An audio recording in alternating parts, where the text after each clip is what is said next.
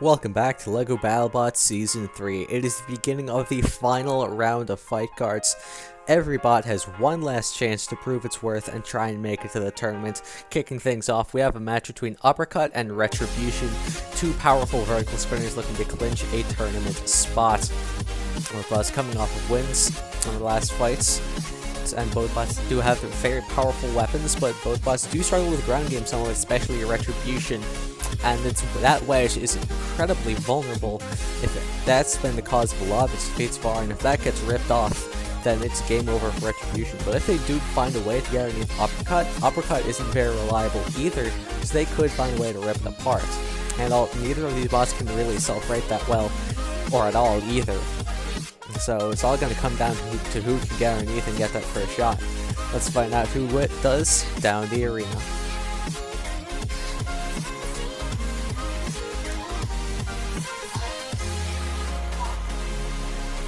Let the bot battle begin. And it's Retribution getting underneath, flipping Uppercut over, trying to get them into the pit now, but Uppercut is already stuck. They're not going to be able to get down from that. And oh my goodness, Retribution finishes the job. This fight is over. Retribution got underneath and they got the win. Retribution finally gets itself a winning record. This all came down to who got that first shot, and that was Retribution. They get the KO and advance to 3-1, clinching a spot in the playoffs, while Uppercut falls to 2-2.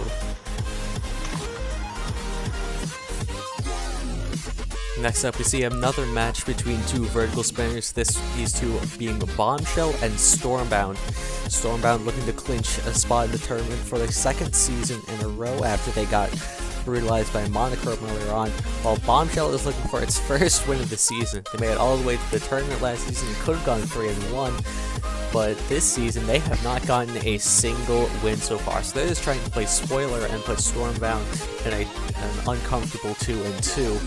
And it's all going to come down again to who gets underneath, because neither of these bots can self-right.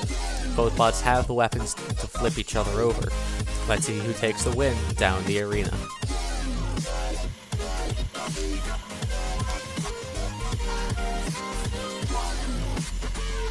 Let the bot battle begin. Both bots getting the weapon spun up, and I'd say Bombshell takes the advantage on the first shot, getting a fork off Stormbound, but Stormbound flips Bombshell over and now backs off. 10, this fight 9, is over. 8, Stormbound knows 7, not to go in 6, for another attack, 5, and they 4, are going to take 3, the win and 2, advance to the tournament. 1. Knockout. The first shot went in favor of Bombshell. They got one of the forks off, but then they got flipped over by Stormbound. Stormbound clinches a tournament spot, while Bombshell will not get a win this season. Our third fight will have Monochrome taking on Biohazard. Biohazard is not doing well at all this season. They're sitting at 1-2 after their brutal loss to Fusion, while Monochrome is sitting at an pretty solid 2-1. So if Monochrome wins, not only will they clinch a spot in the tournament, but Biohazard will also be eliminated. If Biohazard wins, then both bots will sit 2-2, and who knows what's going to happen to them. But winning is going to be a lot easier said than done for Biohazard. They do not have any cheese slope wedges as at all, which is basically the meta in terms of getting underneath your opponent. Meanwhile, Monochrome has a ton of those, and those are very good. Monochrome's low center of mass also helps it with getting underneath opponents. While Biohazard doesn't exactly have a high center of mass either, those wedges are just not going to be good enough to take on Monochrome. So they're going to have to find a creative way to get underneath Monochrome and throw them out of the arena. Let's see who wins this down the arena. Invincible.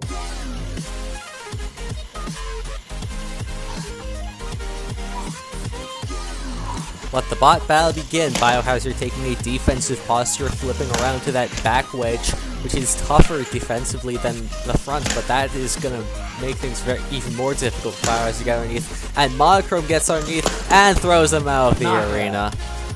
Yeah, this fight was not going to go well for Biohazard. Monochrome's wedge is too low, that weapon too powerful. Monochrome clinches a second tournament spot, while Biohazard is eliminated for the first time in 3 seasons. Our midway fight has Fusion taking on Eye of the Storm. Both bots set at 2-1, so it's a win and you're in fight, lose, and who knows what's going to happen. Now, Eye of the Storm, of course, has that very powerful shell spinner, wedges are its main weakness, but Fusion doesn't really have a super great wedge, and it doesn't really have any super great ways to deal with Eye of the Storm and any other big horizontal spinner for that matter. Those fork wedges are just not consistent enough at all, and that horizontal spinner does not do enough damage. If Fusion can stay on top of Eye of the Storm and just keep getting underneath, they might have a chance to win on control points. But if Eye of the Storm is able to stay away, they will be able to rip Fusion apart. Let's see if Fusion can pull it off down in the arena.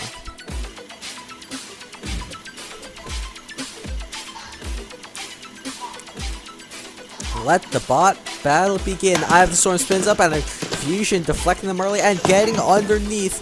Fusion closes the distance and has Eye of the Storm under control for now. They're taking them around the arena a little bit, and now they're trying to get them into the screws, it seems. And they do so. Fusion off to a great start in this fight. Much better than I think any of us would have expected. Fusion's kind of an underdog. I mean, most of his fights, kind of an underrated machine, I would say, even to me. But it is taking the shots now from Eye of the Storm, who has gotten away and has gotten able to spin up, but Fusion still deflecting these shots pretty dang well. It has lost one of the tips of one of its fork wedges, but it still has enough defense to absorb a decent amount of damage from Mark. But oh my goodness, it suddenly splits into 3. This fight is over out of the blue, and in with the blue to the tournament as Eye of the Storm clinches it. Well, Fusion, I would say, was dominating that fight. They were on top for the most part. They got the control they wanted to out of the start of this fight. They were throwing Eye of the Storm out all around the arena and even managed to get them into the screws once. Once Eye of the Storm got away, it kept landing shots, but with the kind of shots it was landing, it looked like Eye of the Storm was deflecting pretty well off of Fusion's forks. And Fusion didn't seem like Fusion was taking a lot of damage at all until suddenly Eye of the Storm just ripped Fusion apart. I don't even know how that happened. And Fusion relegated to whatever happens to the 2-2 bots, while Eye of the Storm clinches its second tournament appearance in a row.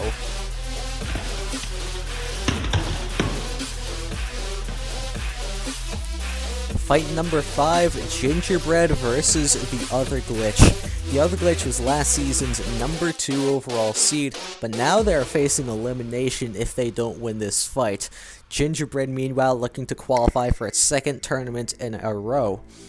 Whereas Gingerbread has some very good ground games and a decently okay lifter, but those forks and wedges are very vulnerable to damage from bots with big, powerful weapons such as the Other Glitch.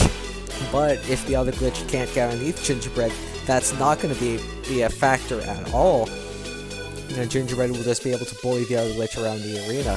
The Other Glitch just has to hope that its very low center of mass allows it to stay planted to the ground, and eventually rip off the forks, get underneath and rip off the wedges of Gingerbread, or just rip them off from the start. Let's see who takes this one down the arena.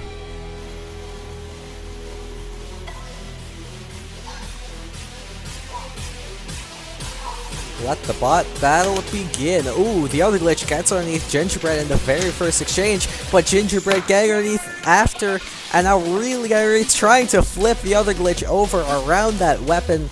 The serious mass of that drum is going to be a problem for Gingerbread, but now they really got underneath and trying to get the Other Glitch into the screws. That would be like the one thing that can flip the Other Glitch over in this fight. The Other Glitch desperately trying to get underneath, but they are just not having it. Flips the Other Glitch over and slams them against the wall and pins them on upright. Oh my goodness. The Other Glitch, last season's number 2 overall seed, gets dominated at the hands of Gingerbread. Knockout. Well, Gingerbread just got underneath in basically every exchange. That was pure perfection from the control bot. They just drove the Other Glitch all around the arena.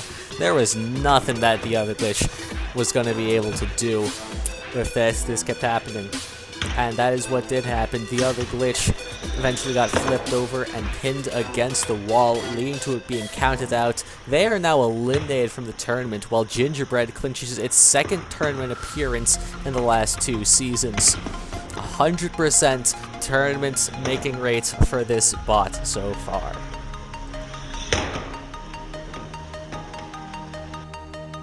Minotaur takes on Same Day Delivery in our penultimate match, and both these bots are sitting at 1 and 2.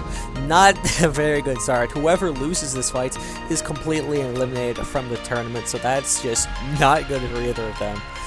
They have very differing styles of combat and different strategies. Minotaur is all about that big, powerful drum spinner, while Same Day Delivery is all about the control and that wedge, in which neither bot is good at utilizing that at all. Same Day Delivery's wedge is just not good, while Minotaur's weapon lacks the knockout power due to it not having any wedges. Let's see who gets eliminated down the arena.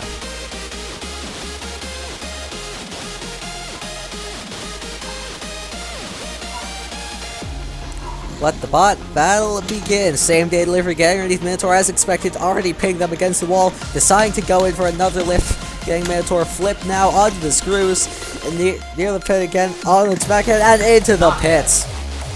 Well, that's exactly what Same Day Delivery wants to do to all of its opponents, but unfortunately not all of its opponents are Minotaur. So Same Day Delivery just took complete control and is not eliminated from the playoffs. Minotaur, however, 1 and 3. They are done for.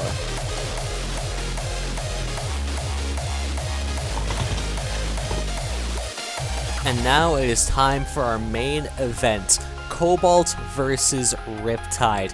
Riptide has the advantage in most categories here in terms of weight, weapon power, reliability, but if Cobalt can get underneath, they have a chance to flip Riptide over and potentially end this fight, but again, it's going to come down to who gets underneath, as of course, Cobalt gets underneath, they have a chance, but if Riptide gets underneath Cobalt, then Cobalt is basically dead. A lot is on the line for these two bots. Cobalt trying to get into the tournament for the 2nd season in a row. They were last season's number 31 seed. They're looking to get in a bit higher this time. If they win this, they'll go 3-1. They'll have a much higher seed indeed. But if Riptide wins this, they're currently 3-0. They've already clinched the spot in the tournament, only one of 6 spots to do so in round 3 of Fight Cards. If they win this, they will take a top 6 seed, which will be huge as they get one of the easier matchups in the first round. Let's see who wins this important fight down the arena.